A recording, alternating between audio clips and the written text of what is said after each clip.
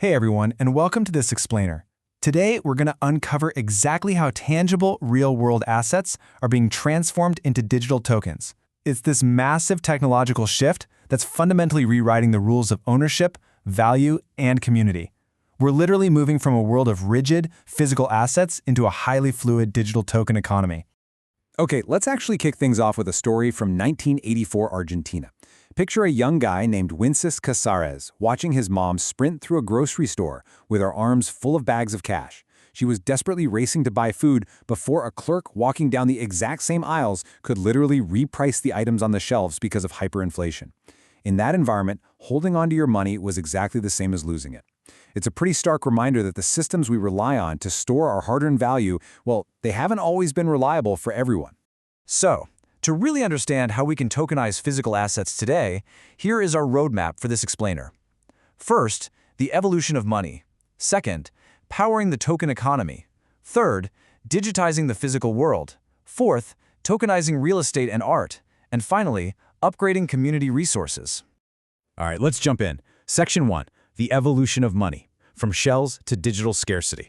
Looking at the big macroeconomic picture, it's honestly fascinating to see how humanity's choice of money has evolved. I mean, we started out centuries ago with easily diluted commodity money, like shells and beads. Then we moved to the gold standard, which, solved some problems but required a lot of centralization in banks. And that centralization eventually gave way to fiat currencies, which, as Wences' mom experienced firsthand, can be endlessly printed by governments. Finally, in 2008, we arrived at the digital scarcity of Bitcoin. Humanity has literally always been on the hunt for a better way to hold value. And Bitcoin kind of acted as this monetary lifeboat because it solved the problem of what economists call salability. It offered a purely peer-to-peer electronic cash system. It's perfectly divisible across scales, meaning you can break it down into tiny fractions. It's transportable across space. You can beam it globally in minutes. And most importantly, it stores value across time because it has a strictly limited hard cap of 21 million coins. No more can ever be made. It introduced true digital scarcity to the world for the very first time. Let's move to Section 2, powering the token economy, the engine of decentralization. Now, to understand how physical stuff actually becomes a digital token, we have to look at the bridge connecting them, which is smart contracts. The name can be a little misleading, honestly. You might be picturing some kind of legal document that magically thinks for itself. But unlike traditional contracts that rely on expensive lawyers, endless delays, and manual enforcement, smart contracts are really just conditional transactions written directly into code. They operate on cold, hard, if-then logic. Here's a perfect everyday example of how that works. A smart contract can be programmed with this exact logic. If your flight is delayed, and if it was the airline's fault, then refund the user instantly. That's it. There's no customer service hotline to wait on for 3 hours, no paperwork to mail in, and no human error. The second those conditions are met on the blockchain, the execution is automatic and guaranteed. And this actually illustrates the technology driving all of this forward perfectly. Think about how developers use Apple's operating system to build the mobile apps you use every single day. Well, in the exact same way, developers use blockchains like Ethereum to build decentralized apps, or dApps, and create entirely new tokens. The blockchain acts as that foundational operating system, and the smart contracts are the applications running right on top of it. Okay, Section 3, digitizing the physical world, unlocking illiquid assets. So let's look at how this tech physically transforms economic assets into digital ones. The absolute key here is fractional ownership. Normally, if you want to buy, say, a commercial office building or a super rare painting, you need an incredible amount of upfront capital.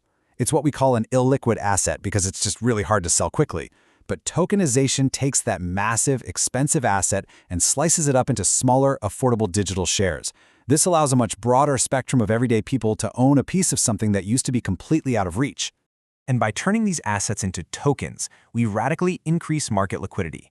Things that historically took months or even years to sell can now be traded efficiently on a global scale, 24/7. It dramatically lowers the barriers to entry, meaning folks like you and me can participate in markets that were totally closed off for decades. Plus, because they're built on those smart contracts we just talked about, these tokens come with programmable ownership rights. You aren't just passing around a digital certificate. You're trading code that simplifies the transfer of value and just automatically enforces the rules of ownership.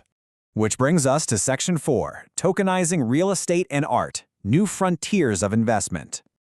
Let's apply this to a couple of notoriously exclusive markets, starting with real estate. Traditional property is highly illiquid, takes huge capital, and takes months to transfer, through a literal mountain of paperwork. But tokenized real estate changes the game entirely. You no longer need to be a millionaire to invest. You can buy highly liquid fractional shares of a building alongside a whole global pool of investors. And you can manage the whole shebang through automated smart contracts that even handle things like distributing the monthly rent transparently. Similarly, imagine owning a tokenized fraction of a literal Picasso masterpiece. Historically, fine art has been a playground reserved strictly for the ultra-wealthy. But by tokenizing a painting, an art gallery can issue thousands of digital shares of that physical artwork. Suddenly, high-end art investment is accessible to everyone. You could actually hold a digital token in your crypto wallet that represents a 1% ownership stake in a world-renowned painting. How cool is that? And it gets even better. Beyond just democratizing who gets to own what, art tokens solve some massive industry headaches. They create a publicly confirmable history of provenance, which drastically reduces art fraud. But my absolute favorite part? Smart contracts can be programmed so creators get automatic royalties. Literally every single time that tokenized artwork is resold down the line, a percentage of that sale is instantly routed right back to the original artist. No middlemen needed. Finally, Section 5. Upgrading community resources. Solving the tragedy of the commons. Now, this whole concept isn't just for Wall Street investors. It has a huge direct impact on our daily lives and how we manage local resources. We've all seen that major societal issue called the tragedy of the commons, right? It's where shared assets, like clean air, public parks, or shared facilities, get exploited by individuals who take all the benefits but don't chip in for the upkeep. Because the resource is shared and free, human nature kind of just leads to it being depleted. So how on earth do we solve that? Well, we can actually solve it using tokenized incentives. Imagine a community setting up a local token system just for a neighborhood carpool. Step 1, you issue carpool tokens to everybody. Step 2, you gotta spend a token to take a ride. And Step 3, you earn a token by driving other people. By doing this, you perfectly align personal incentives with community fairness. You are quite literally programming good behavior right into the microeconomy of the group. And you can apply this logic everywhere, whether it's earning tokens for spending your Saturday tending to a community garden, or even a household token system that rewards the last person out of a room for turning off the shared lights. These digital tokens act as incredibly powerful, transparent motivators for hitting common, real-world goals. They totally replace the need for guilt trips or nagging with clear, economic incentives that benefit the entire network. So, we have journeyed all the way from Wences Casares' bags of hyperinflated cash to fractional real estate and community carpool tokens. The technology of decentralization and smart contracts is completely redefining what value is. As this token economy continues to securely blur the lines between our physical and digital worlds, I'm going to leave you with this provocative thought to chew on. If absolutely everything you own, use, and share can be tokenized, what does the future of ownership look like for you?